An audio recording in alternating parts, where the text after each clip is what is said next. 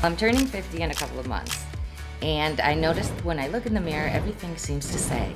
I want everything up where it used to be. I don't feel 50. I never got the memo. A lot of my friends are 15 years younger than I am. And when we go out, I just don't want to feel like I'm their mom. I was a teacher for many years. I like to make a career change into the creative field. I just want to have that competitive edge. I've tried everything, moisturizers, neck exercises, nothing seems to work. But I don't want to do anything drastic. Can you help me? Okay, so we're gonna start this procedure that I call the Y-lift, and it really battles the signs of aging. And you can see that Isabel has all these signs.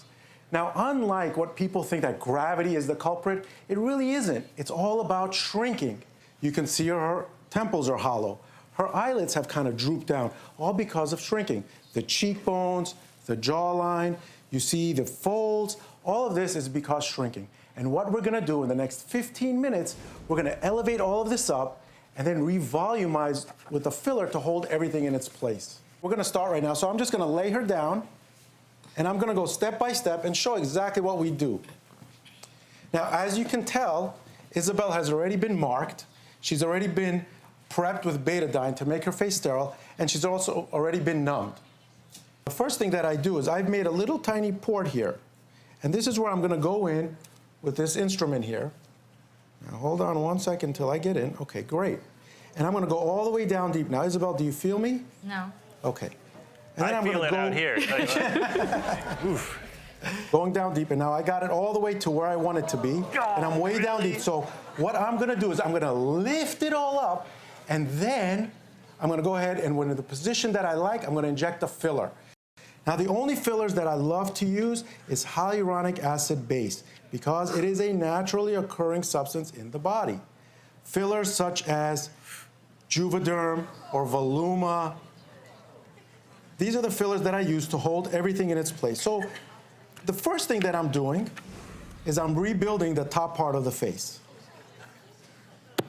Now, again, I want to emphasize that this is not painful. It's numbed up. It's painful for the people watching. I'm in pain right now.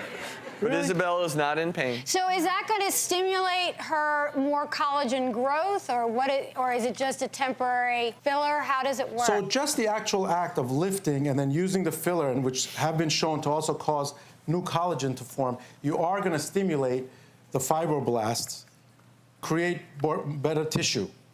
You can already see, just by starting, you can already see what we've done. We've built the top part of the face.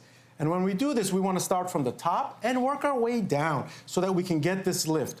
We're going to do the cheeks, we're going to do the folds, we're going to do the whole jawline to get the neck up. We're going to wind up also doing the temple area as well as the orbital rim here to get the brows lifted. Doc, is she going to have to repeat this procedure again in 6 months or so, or is this kind of a one-shot deal here?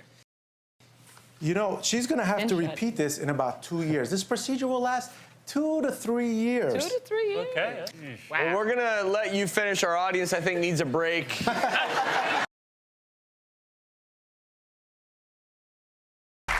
Welcome back. Earlier in the show, Dr. Troquel started his non-invasive facelift procedure on Isabel. So are you all ready to see how it went? Yeah. Let's look at Isabel's before picture again. Well, I'm happy to say Isabel not only survived, she's in the audience right now, and you look great. Wow.